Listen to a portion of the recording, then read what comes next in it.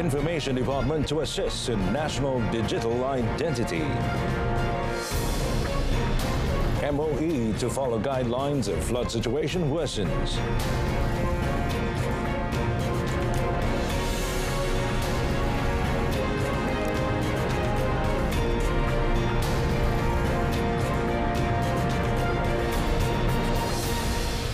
Salam Malaysia Madani. I'm Muhammad Amin Carlos and you're watching Malaysia Tonight. Now, the Information Department of JAPN will assist the Malaysian Institute of Microelectronic Systems, or MIMOS, in providing explanations and clarifications regarding the use of the National Digital Identity, or IDN.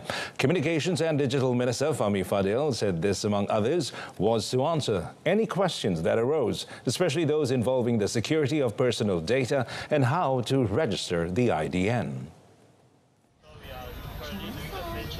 He said the efforts had been made by MIMOS to explain and provide information on the matter to the public, and the Ministry of Communications and Digital, KKD, had been tasked to help. Jadi insya-Allah dalam masa terdekat Jabatan Penerangan akan membantu pihak MIMOS menerbitkan soalan lazim, FAQ, dan juga mungkin satu penjelasan dalam bentuk video yang sangat ringkas, sangat mudah. Saya daftar kurang daripada 3 minit. He said that the program had not been widely carried out yet, with the IDN registration process to only start full swing in March next year. IDN, or Digital ID, is a form of digital identification and self-verification of individuals, which will be used by the public and private sectors to verify the user's identity when making transactions online. He said this when met by reporters at the Run Hack Scam Alert 2023 program at the Bukit Jalil National Stadium today. The Ministry of Education Malaysia, MOE, is prepared to follow the set guidelines, which include relocating students or rescheduling the Sijil Pelajaran Malaysia, or SPM, examinations for those involved if the flood situation worsens. Minister Fadlina Siddiq said the ministry has made the necessary preparations to avoid the impact caused by flooding to enable the examinations to run smoothly on Tuesday. Garis panduan dan juga persiapan-persiapan kita, pemindahan dan sebagainya, sekiranya berlaku banjir, dan juga seperti mana yang tahun lepas, kita juga ada apabila ada peperiksaan yang terpaksa dihentikan kerana putus perjalanan dan sebagainya, jadi kita akan buat peperiksaan ulangan. Jadi semua itu telah pun kita siapkan dalam garis panduan dan juga persiapan kita. She was met after the 2023 KPM FAM Under-17 Cup League final at Pasir Gudang City Council Stadium. Fadlina had earlier said that the SPM exams would proceed, even in flood-affected areas, as the MOE had made thorough preparations to ensure the exams run as scheduled. However, candidates are advised to promptly inform their school or the State Education Department, or JPN, if they are unable to be at the designated exam centre or any nearby centre due to the disaster.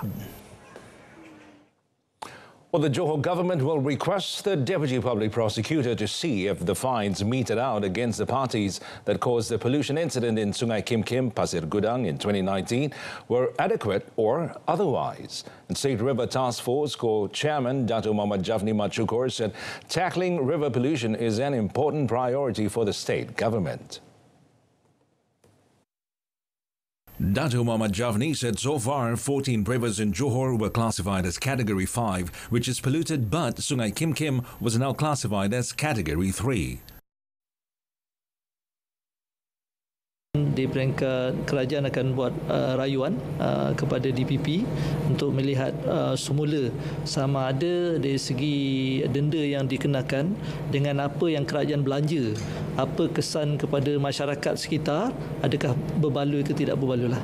Dan tentulah dalam kita menjaga alam sekitar ini, khasnya sungai kita, untuk generasi akan datang, sepatutnya penguatkuasaan yang lebih keras. Yesterday, the Department of Environment said the court imposed a maximum fine of 100,000 ringgit against lorry driver and Maridas for causing pollution by illegally dumping scheduled waste into Sungai Kim Kim in 2019.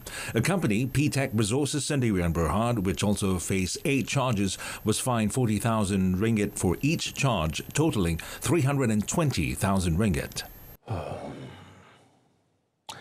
Well, a total of 3,626 COVID-19 cases were reported during the 47th Epidemiology Week, or ME47/2023, from 19 to the 25th of November, an increase of 57.3% compared to 2,305 cases recorded from the previous week. Now, Health Minister General Dr. Muhammad Radzi Abu Hassan said 48% of the cases involved those between the ages of 4 and 20, with more than 98% of them only having mild symptoms. Now, he said the weekly COVID-19 cases had exceeded 1,000 cases every week from week ME41/23 to ME47/2023, with an increase rate of between 7.1 to 7.3 or 57.3%.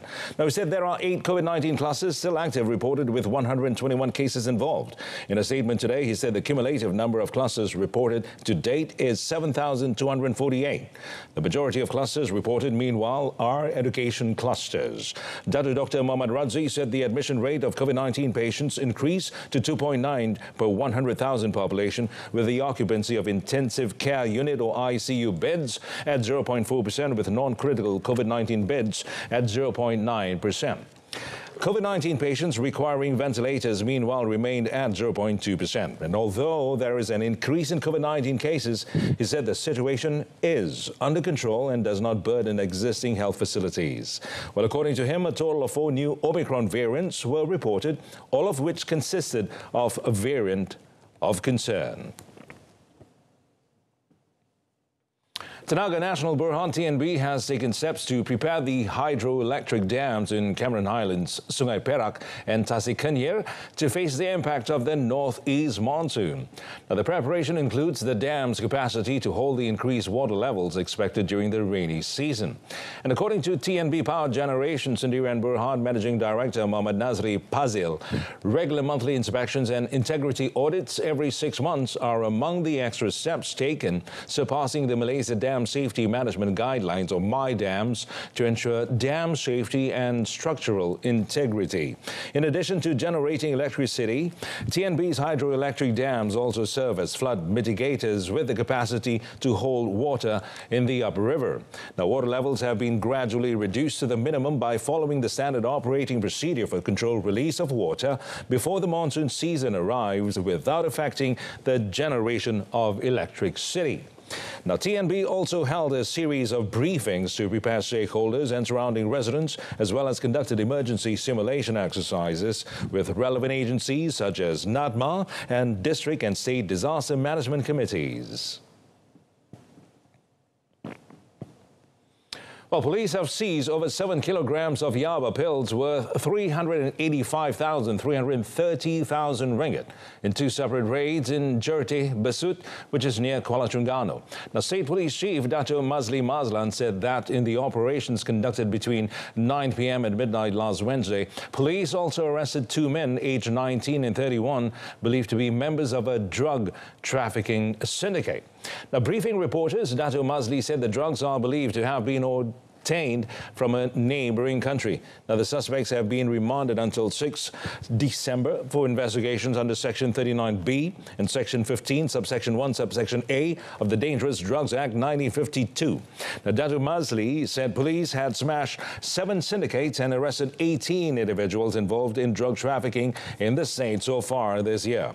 Now, yava pills comprise the bulk of drugs seized at 16,408 grams, followed by marijuana 5,000 grams, methamphetamine 2.45 kilograms, and Eramin 58.89 grams. He added that 1,106 people were arrested under the supply category, 2,147 for possession, and 6,041 for urine cases, while 964 hardcore addicts were charged under Section 39C of the Dangerous Drugs Act 1952 in the same period. Well, a 13-year-old boy was charged in the Sungai Petani Magistrates Court today with attempted robbery of an e-hailing driver last Monday. He pleaded not guilty to the charge before Magistrate Khairatul Anima Jalani. Now, the teenager was charged with attempting to rob Lee Ang Hei, age 65, at a roadside at Taman Keladi at about 6 p.m. last 27th November. Now, the charge framed under Section 393 of the Penal Code provides imprisonment for up to 7 years and is liable to fine if found guilty. Now, the court allowed the boy bail of 4,000 ringgit with one surety and set 17 January next year for mention. Deputy Public Prosecutor Amirul Halimi Madsaleh prosecuted, while the boy was represented by lawyer Duratul Ain Mahmud Morshidi from the National Legal Aid Foundation.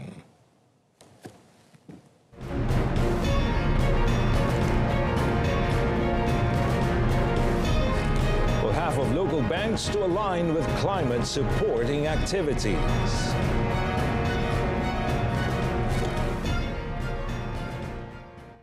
Well, Malaysia is expecting to see at least half of new financing by the local banks aligned with climate supporting or transitioning activities by 2026. The Bank Negara Malaysia's or BNM's governor, Dato' Abdul Rashid Ghaffur, said it is also hoped that the Malaysian financial sector will play a key, vibrant role in mobilizing capital to address the enormous climate financing needs of the world at large, which is estimated at $275 trillion by the year 2050. I'm also heartened by the growing focus and concrete climate actions taken by the financial institutions in Malaysia. To date, the industry's financial commitment stands at over $43 billion for ESG purposes. Indeed, by 2026, we expect to see at least half of new financing by our banks aligned with climate supporting or transitioning activities.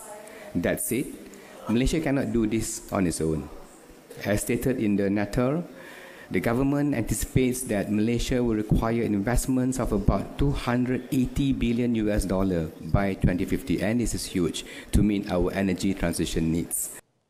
He said this in his opening address at Malaysia's Climate Finance Day at the 28th Conference of Parties, or COP28, in the United Arab Emirates. Dato' Abdul Rashid said blended finance can also ease transition costs, especially for small and medium-sized enterprises. By safeguarding natural treasures, he said Malaysia will ensure the sustainability of vital resources, supporting agriculture, forestry and fisheries. Malaysia is actively considering the Request for Information or RFI mechanisms for coal carbon reduction and possible early coal phase-out, showcasing a forward-looking approach to climate mitigation action and environmental sustainability. The Minister of Natural Resources, Environment and Climate Change, Nik Nazmi Nik Ahmad, who participated in the launch of France's Coal Transition Accelerator event during the 28th Conference of Parties or COP28 in Dubai, underscored the substantial challenges faced by Malaysia and other developing nations. Now, in a statement today, he said these challenges span over energy, economic, social and environmental domains, particularly for countries relying on young coal plants. Now, despite this, the minister emphasized Malaysia's unwavering policy against the construction and development of new coal plants, while calling for the need to establish a dependable, cost-effective and sustainable energy system in the face of these obstacles. Now, at the event, Nik Nazmi also expressed Malaysia's interest in understanding the Just Energy Transition Partnership or JETP deal, which the Vietnamese government has subscribed to in unlocking financing and support for sustainable energy transition, which Malaysia can emulate. The Payung Rahmah initiative has emerged as a standout brand for the Ministry of Domestic Trade and Cost of Living, or KPDN, under the Madani government's one-year leadership. Now, Deputy Minister Fuzia Saleh said the initiative now encompasses the Rahmah package, Rahmah baskets, Rahmah sales and Menu Rahmah, with the most well-received being the Rahmah sales and menu. Now, during a virtual interview on Selamat Pagi Malaysia program today, Fuzia said it was estimated that the Rahmah sales program has benefited over 5 million consumers who enjoyed discounts ranging from 10 to 30%. And according to Fuzia, the success of the Rahmah sales program inspired KPDN to introduce the mobile Rahmah sales through the Kedai Cari Rakyat initiative, with trucks bringing goods to B40 areas, including villages, flats and people's housing program areas. Now, as 2024 approaches, she said the ministry would focus on the implementation implementation of targeted subsidies for diesel and cooking oil. Fuzia explained that for diesel, KPDN will identify trucks transporting essential goods eligible for diesel subsidy cards to prevent certain goods from experiencing price hikes due to increased transportation costs. Now, as for cooking oil subsidy, KPDN would identify mechanisms to assist consumers. The Johor state government has proposed that the federal government consider implementing a quick response or QR code system similar to Singapore at the Customs, Immigration and Quarantine or CIQ complex in the state. And Johor Menteri Besar Dato' Onn Hafiz Ghazi said this was one of 3 proposals to help make the Johor-Singapore Special Economic Zone or JSSEZ a success as part of collaborative efforts between the Malaysia and Singapore governments. Singapore has announced the implementation of the QR code system for movement in and out of the CIQ from 1st January 2024. Negeri Johor juga berharap Kerajaan Persekutuan dapat mempertimbangkan kaedah digital yang sama bagi melancarkan pergerakan di sempadan yang tersibuk di dunia ini. In addition, he hoped that to ensure the smooth movement of workers and merchandise, initiatives such as multiple entry visas, special passes and sufficient staff from the Immigration Department and the Customs Department were necessary. Malaysia and Singapore are expected to sign a memorandum of understanding regarding the JSSEZ in Johor Bahru on 11 January 2024. Well, Deputy Prime Minister Dato' Sri Dr. Ahmad Zahid Hamidi congratulated Malacca for being selected to host World Tourism Day, or WTD, in 2025. Well, he said the federal government chose Malacca due to its confidence in the state, which has the infrastructure, hospitality, commitment and efficiency of civil servants willing to cooperate in the smooth running of events. This is Malaysia's inaugural selection as a venue for WTD by the World Tourism Organization, following which the federal government chose Malacca to host the prestigious event. Ini adalah satu contoh yang memperlihatkan komitmen kerajaan negeri dengan sokongan kerajaan persekutuan untuk memperkasakan sektor pelancongan di negeri ini. Syabas sekali lagi diucapkan atas kejayaan penganjuran karnival di Bendang. Saya yakin dan percaya usaha ini mampu menjadikan Melaka sebagai sebuah negeri pelancongan yang terkenal bukan saja di Malaysia tetapi di peringkat antarabangsa. His speech was delivered by Malacca Chief Minister Dato' Sri Abdul Rauf Yusof at the closing ceremony of the Di Bendang Carnival at the Benteng Negara Camp in Parit Penghulu, Sungai Rambai today. The annual event will see 155 heads of state and representatives camping out in Malacca to make it a success. Commenting on the Di Bendang Carnival, Dato' Sri Ahmad Zahid, who is also Rural and Regional Development Minister, said it was organized to celebrate the paddy harvest season in Malacca, which started in October, making it another unique event to attract tourists. Well, he said that Di Bendang Carnival can contribute towards the aim of reviving cultural heritage and natural wealth to preserve it for the enjoyment of current and future generations. He expressed confidence that the 18.4 million visitors targeted for the 2024 Visit Malacca year will be achieved with the cooperation of all parties involved. Well, the East Coast Economic Region Development Council, or ECDC, has recorded a realized investment of 10.9 billion ringgit in Kelantan over 15 years. Now, the realized investment is through consistent efforts of the ECDC in collaboration with the Malaysian Investment Development Authority, or MIDA, and the Kelantan State Government. ECDC Chief Executive Officer Dato' Baidzawi Chekman said the realized investment has created nearly 10,000 job opportunities and more than 2,000 entrepreneurial opportunities for the people of Kelantan. Fokus kami sekarang adalah pelaburan. Yang itu adalah teras utama fokus. Yang kedua adalah memastikan projek-projek infrastruktur besar di Kelantan ini siaplah. Jadi kita bekerjasama rapat dengan semua agensi dan kementerian. Jadi dari segi pelaburan, bila pelaburan tu dia melibatkan banyak kluster lah, dari segi manufacturingnya, tourismnya, agriculturenya, logistik dan petrochemical. Met after the Kelantan State Level ECDC 15th Anniversary Celebration Ceremony, Dato' Baidzawi said one of the main focus areas of ECDC is to ensure that the children of Kelantan can choose to work, live and play without having to migrate abroad to find better opportunities. Well, with the Kelantan Special Tax Incentives, as well as the East Coast Rail Line or ECRL project, which will be completed by 2027, he is confident that it will further increase the potential for new investments and the attractiveness of the state of Kelantan to investors. Well, Institute Keusahawanan Negara Berhad or INSKEN recorded an increase of 13.3 million ringgit in sales revenue and created 392 new jobs, while 33 entrepreneurs changed their business status from micro to small this year. Now, the results were achieved through the implementation of two coaching programs, namely INSKEN Bumiputra Business Coaching, or IBBC, and the program Bimbingan Keuntungan Menu. In a statement today, Entrepreneur Development and Cooperatives Minister Dato' Ewan Benedict lauded INSKEN for its consistency in implementing the mandate and trust given to help entrepreneurs. In 2023, INSKEN launched 30 guidance programs that benefited 809 entrepreneurs throughout Malaysia.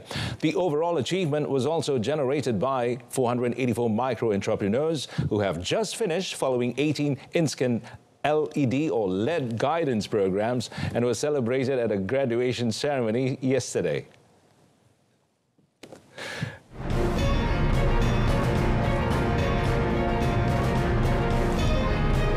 Explosion kills 4 in southern Philippines.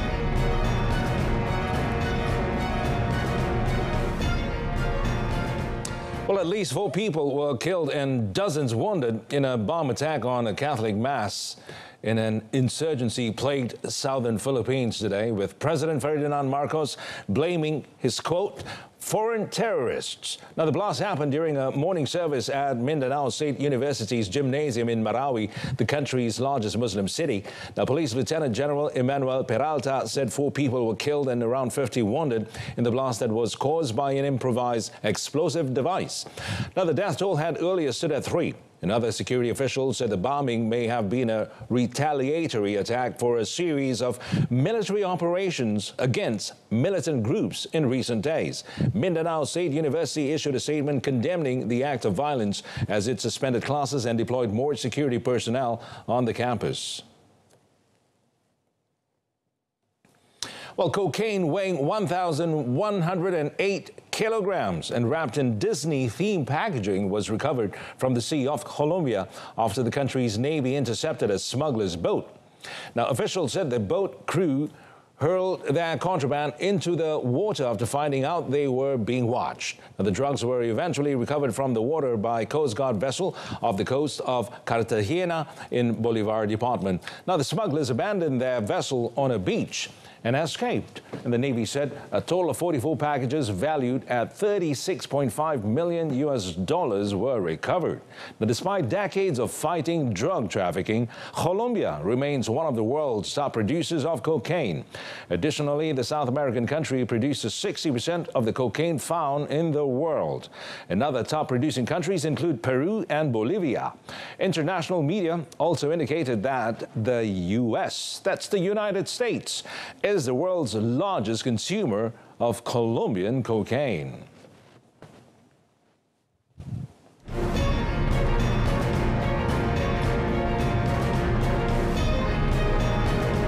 Four goals at 2024 Paris Games realistic.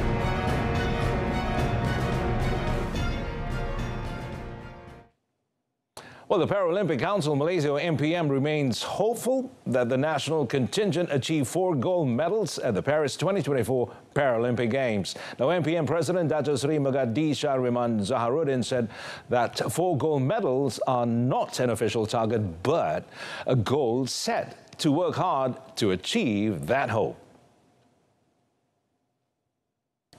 Without specifying the sports that they are counting on, Datuk Sri Megan said that 4 gold medals are a realistic number based on the performance of the athletes throughout the year, including at the Hangzhou Asian Para Games 2022 last October and at the World Championships. Kita kena move forward, kita kena maju ke hadapan. Tak boleh rasa 2-1 no more. Sampai bila kerajaan habis duit kita untuk bagi bajet, takkan kita setakat 1-2 emas. You have to get a lot of medal if possible. This belongs to rakyat. Ini duit rakyat, bagi balik kepada rakyat. Ini satu kita punya inisiatif, satu kita punya pemangkin kita untuk menang. He said this when matched at the sponsorship award ceremony for medal winners at the Hangzhou Asian Para Games 2022 in Kuala Lumpur today. Commenting further, Datuk Sri Megat did not see the number of 4 goals as pressure on the national contingent when other countries dared to set much higher goal targets. Earlier at the ceremony held at the Paralympic Sports Excellence Centre in Kampong Pandan in conjunction with the International Day of Persons with Disabilities 2023, the medal-winning lineup at the Hangzhou Asian Para Games receive incentives in the form of cash. The Malaysian contingent brought home a total of 39 medals, surpassing the target of 35 medals with a breakdown of 7 golds, 15 silvers and 17 bronze at the quadrennial event. Well, Selangor FC booked a spot in the Asia Football Cup Championships next year after solidifying their position as the runner-up for Super League this season. Now, this was following their win against Kedah Darul Aman FC 1-0 on Saturday. Johor Darul Takzim, or JDT, clinched the Super League title for the 10th consecutive season with 2 matches remaining after accumulating 70 points. This was 12 points ahead of Selangor FC, who finished with 58 points, while KDA FC ended in 3rd spot with 53 points. The match kicked off in earnest as both teams were eager to win all 3 points in the race for the runner-up spot, but the first half ended in a goalless draw despite all the action at both ends. The start of the second half was no different as Kedah, despite playing at their own backyard, failed to make an impact since Selangor slowly began to enforce their dominance as the match progressed. The inevitable goal came in the 64th minute through import player Aaron Del Valle Rodriguez after a splendid pass from Brendan Garn. Kedah mounted a series of attacks in search of an equalizer, but Selangor held on to the slim lead to claim all 3 points.